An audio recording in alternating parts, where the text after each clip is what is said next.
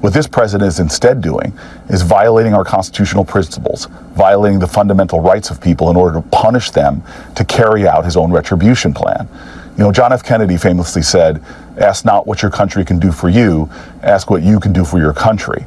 Donald Trump is now saying, ask not what your country can do for you, ask what you can do for Donald Trump to make amends. He is trying to hurt people, to make them cower to him and offer him tribute in order to not violate the Constitution and hurt them economically. This is something that should not just be about a bunch of law firms. This is something that should ultimately be about Americans. And every American right now should be sitting back. I don't care if you're Republican, Democrat, or Independent, and should ask yourself, when is it enough? When has he crossed my line?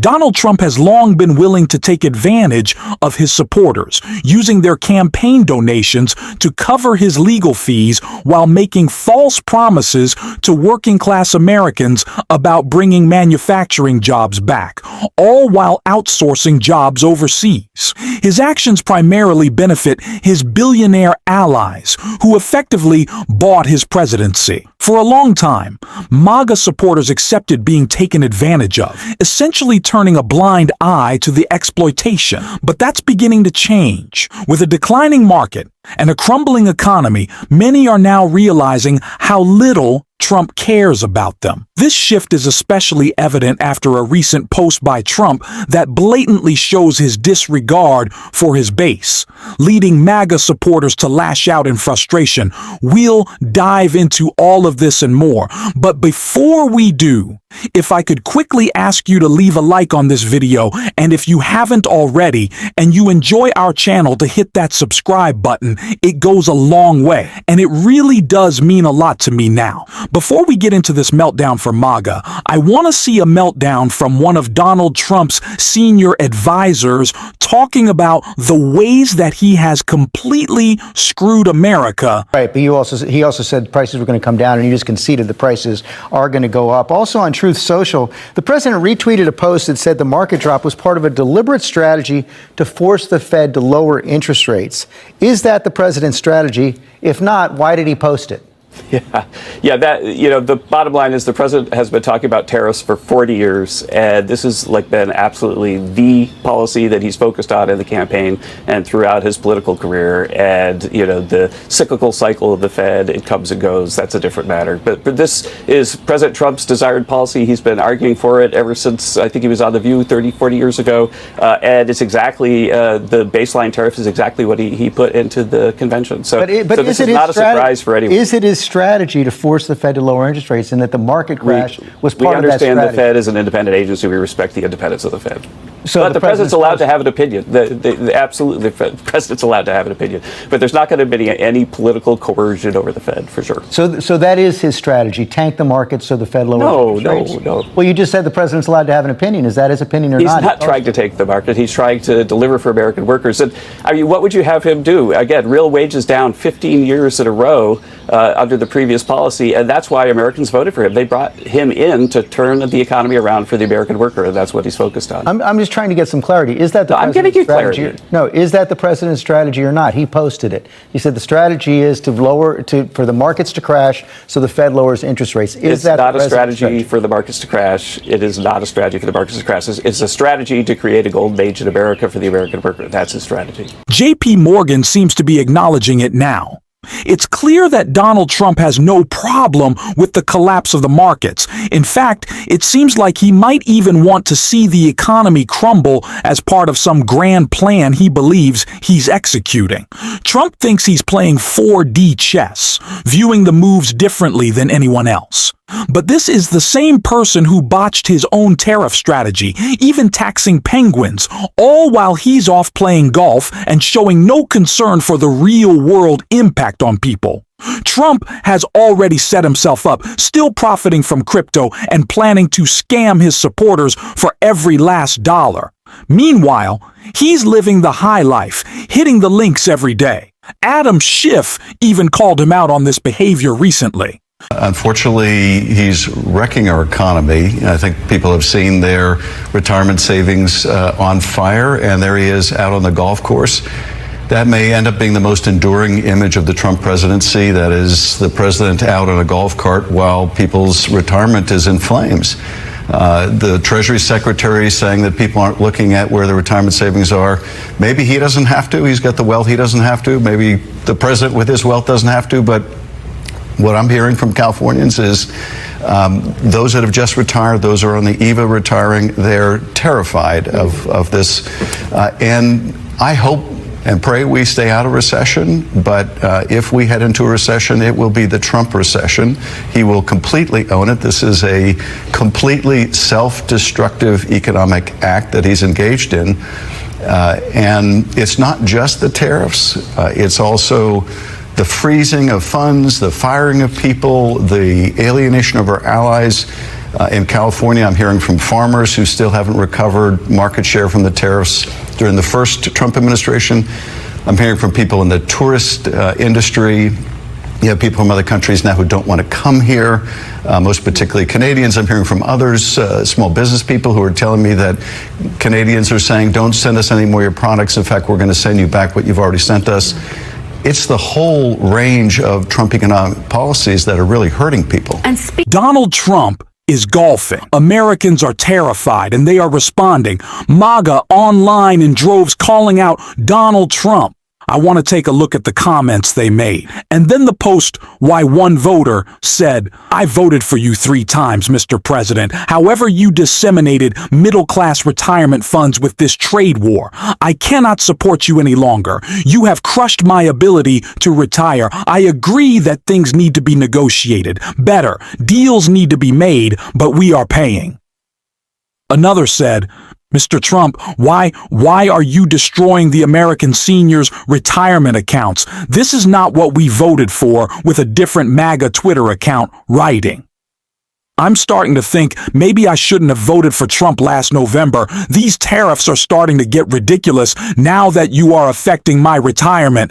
I hope for your sake things get better quick. I hope for your sake. Looks like MAGAs might be storming the Capitol for a different reason this time. And those posts were in reaction to this post, which might be the craziest one of the Trump presidency so far.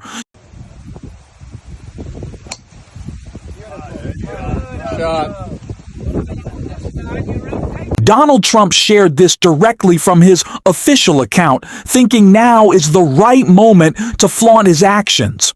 It's pure absurdity. People are losing their retirements, their jobs, and soon their homes, while Trump couldn't care less as long as he's enjoying his time on the golf course. It's blatant at this point. He's completely indifferent, focused solely on himself. It's shocking, but thankfully we're seeing the opposite from Democrats, who are putting in the effort to expose this behavior. One such figure, Cory Booker, has been relentless in calling out Trump, continuing to hold him accountable since his 25-hour filibuster. And today he was once again shredding Trump in a recent interview. I know millions of Americans who are living paycheck to paycheck, who already in their administration have seen rising prices, even though he promised they would go down, rising inflation, even though he promised it would go down. And now they're bracing themselves for seeing their monthly bills go up because of what this president did, and that will devastate them.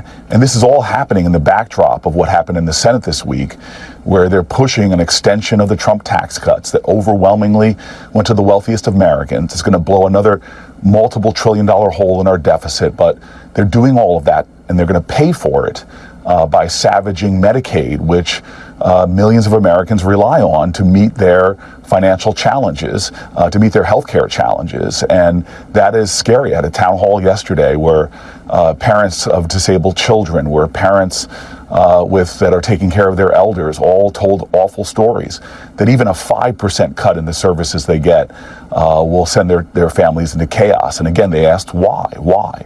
Because this president is pushing yet again a plan to gut basic services, to give bigger and bigger tax cuts to the wealthy. So the chaos he has unleashed on America, the financial insecurity that he has brought to people's lives, This is not what he promised people, and I think he will already go down for a president having the worst first 100 days in the last century of any president that's ever taken that office. You also saw the John Carl's piece about the president's Retribution campaign. He promised to be the Retribution during the campaign. We're seeing these moves against universities. We're seeing these moves against law firms. You took the Senate floor to protest. What should these law firms and universities do?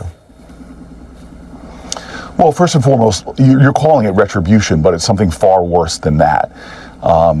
If you look around the world, from Viktor Orban to Vladimir Putin, this is not what democratic leaders do. This is really a violation of our constitutional principles, that he's using that power of that office not to advance noble causes that could help the American people, whether I disagree with them or not. That's what a president is called to do what they think is in the best interest of the public at large. What this president is instead doing is violating our constitutional principles, violating the fundamental rights of people in order to punish them to carry out his own retribution plan. You know, John F. Kennedy famously said, "Ask not what your country can do for you, ask what you can do for your country." Donald Trump is now saying, ask not what your country can do for you, ask what you can do for Donald Trump to make amends. He is trying to hurt people, to make them cower to him and offer him tribute in order to not violate the Constitution and hurt them economically. This is something that should not just be about a bunch of law firms.